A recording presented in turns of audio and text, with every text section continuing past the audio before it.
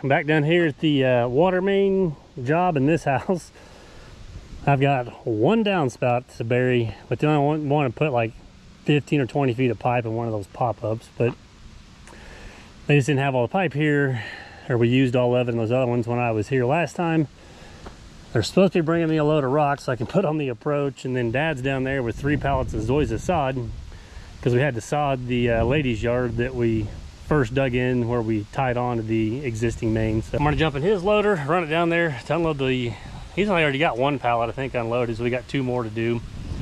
We'll set them off, and then hopefully the rock will be here and I can come back down and finish some of this little stuff up. This is, I don't know, it's one of those days I normally wouldn't film anything, but this is some of the stuff that you get to run into or whatever every now and then, is wrapping up these jobs. So it's always the little things, like the last minute things that seem like they take the longest or more of a pain. So as I had to run to 2 different stores to find one 10-foot section of SDR 35 because everybody's out of it.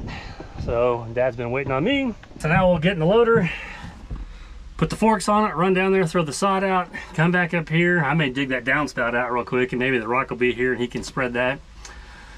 And then I've got a footing to go dig north of town if I got time, just a frost footing and some retainers. And then seemed like there was one more stop, but I don't know if I get to all of it, but I guess I'll do my best to make a video out of today's shenanigans. So it's not gonna be as exciting as some of the other stuff, but I'm gonna try to do a better job of uploading every other day for you guys. So I guess kind of like me, you gotta take the good with the bad, right? So let's go lay some sod.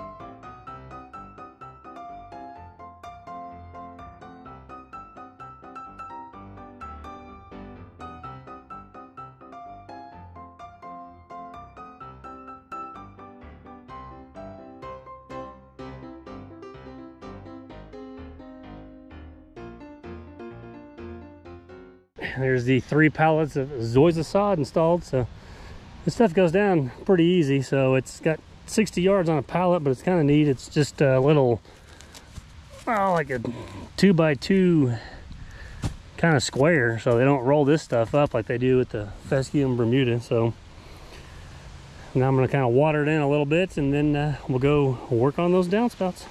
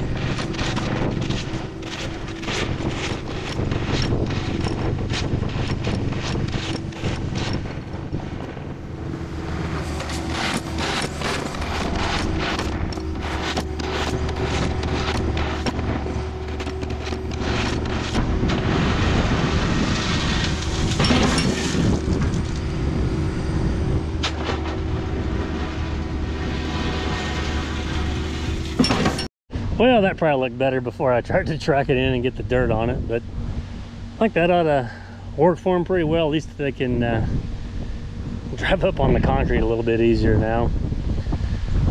So yeah, that should work. So now we're gonna load up and then see if we can't go knock this footing out. All right, here's the frost footing job. Just a little walkout basement here. So it basically runs down and then jogs back in, over, and then a little jog right there and goes over to that end. So I got my laser set up over here out of the way.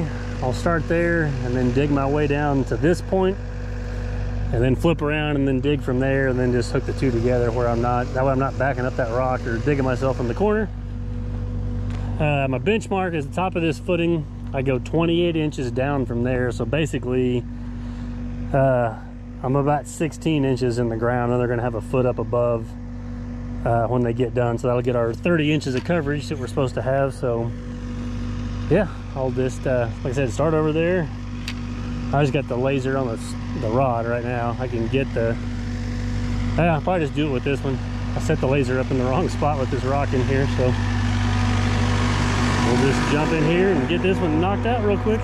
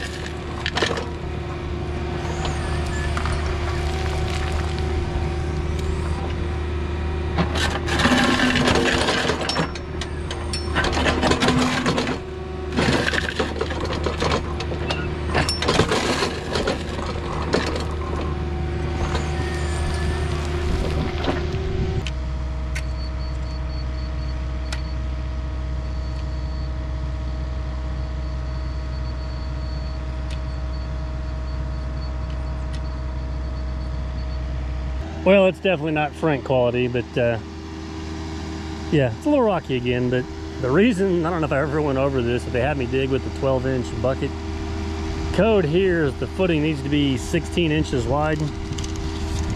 And most of the time, yeah, you can dig about an 18-inch wide ditch with the 12-inch buckets here in southwest Missouri. And some of this will be, you know, it'll still go that to about 16. But yeah, normally with the 12-inch bucket and as rocky as it is, you can easily get 18-inch wide trench. So now we'll get ready to make our, I dig out just a little bit past, because that's about where my line's at through there. And then I just kind of rake it around the corner from there to make these instead of digging out too much further. So we'll just carry on.